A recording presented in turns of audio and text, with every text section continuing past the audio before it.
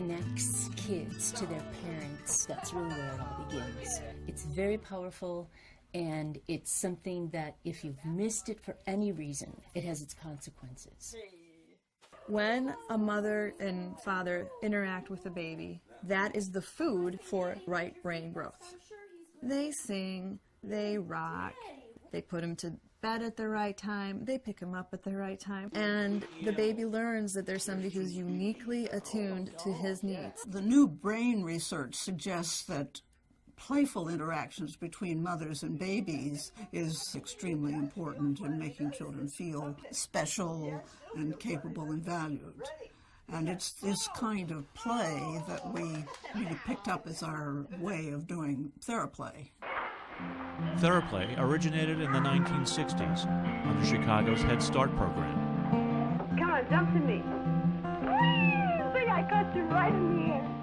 Play is extremely important. It's what makes it possible for children to really enjoy life, feel competent, and able to take on anything. So we took the model of parent-child interaction, a good parent and their baby, and we figured out how we'd play with 3- and 4-year-olds that would be similar to the play that parents did with their children. And our experience very quickly was that children who had been very withdrawn and not able to relate at all became much more outgoing. Children who were angry and acting out calmed down, they became more cooperative and did very well. So we soon saw that this model of playing the way parents play with their babies is making a huge difference. Attachment is universal. We all have ways of taking care of our young and helping them prosper and survive and thrive. The form of it, how much eye contact there is, how much touch or whatever, and who does it, even in some societies, might take a somewhat different form. But somebody's got to do it. Today, Teраplэй is practiced in over 35 countries. Teраplэй is a very special kind of therapy for children that's based primarily on the pattern of the way parents play and interact with their babies. It includes being able to respond appropriately to the child's needs and to regulate what's happening with the child. What we want to do is go back and build the basic foundation, which is the early building block of self-esteem, self-confidence, and connection that's involved in the formation of attachment. It's eye contact, it's touch, it's rhythm, it's singing, all of that kind of thing. So we're helping parents really attune to the needs of the child. How did you find that? Many of these playful activities are so simple and natural, but people forget about them. They get busy, children get busy, and I think just watching someone play with children and understanding that that could be something to try at home is very valuable. Maggie lies over the ocean. My Maggie lies over the sea. And they're always surprised at how responsive their children are, way up into the teens.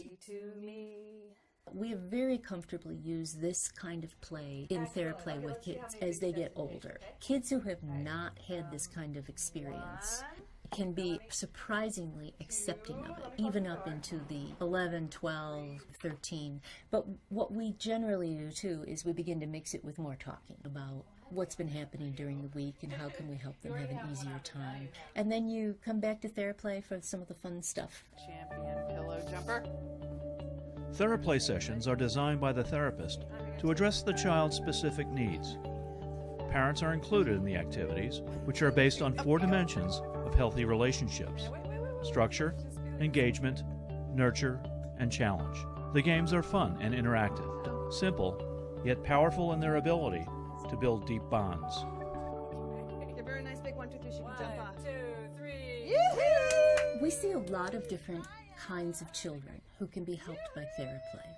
We've worked with the active, angry, acting out kinds of kids. We've worked with shy, withdrawn children.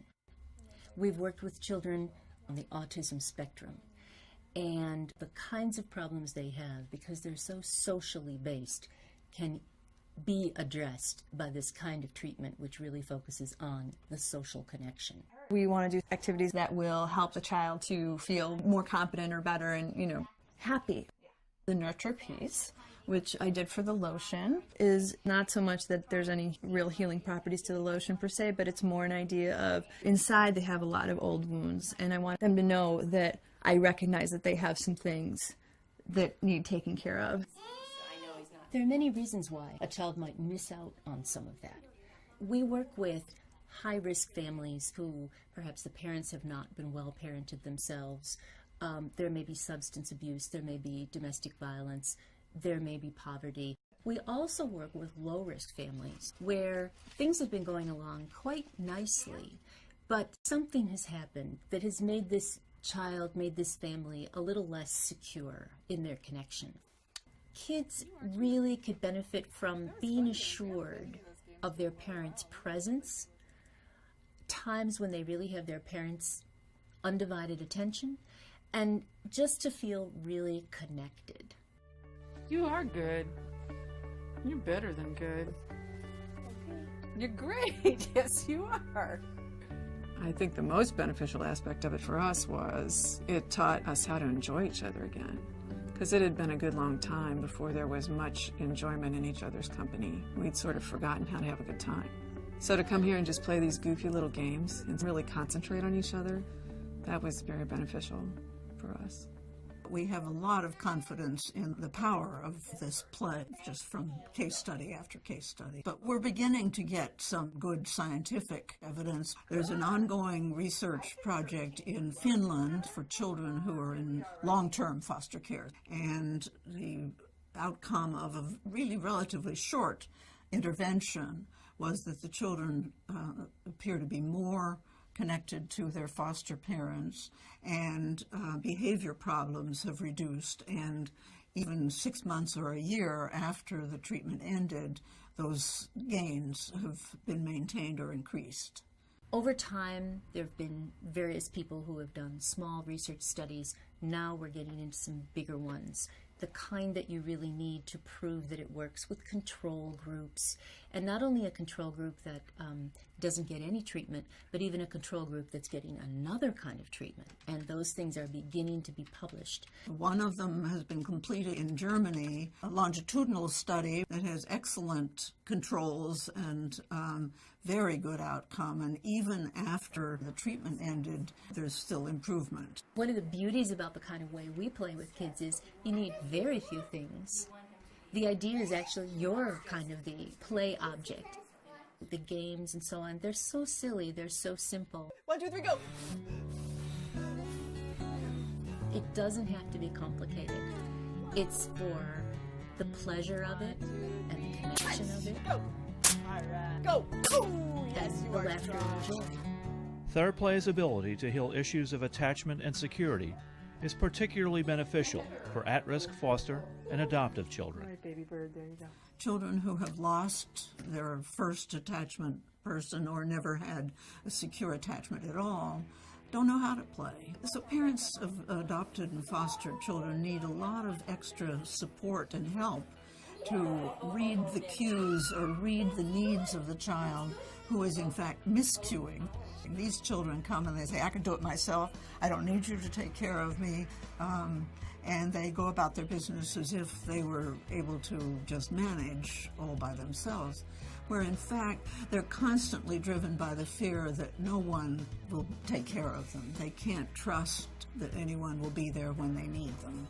By using play, by responding to children in the way that healthy parents respond to their children, we can make a difference. We can change the patterns.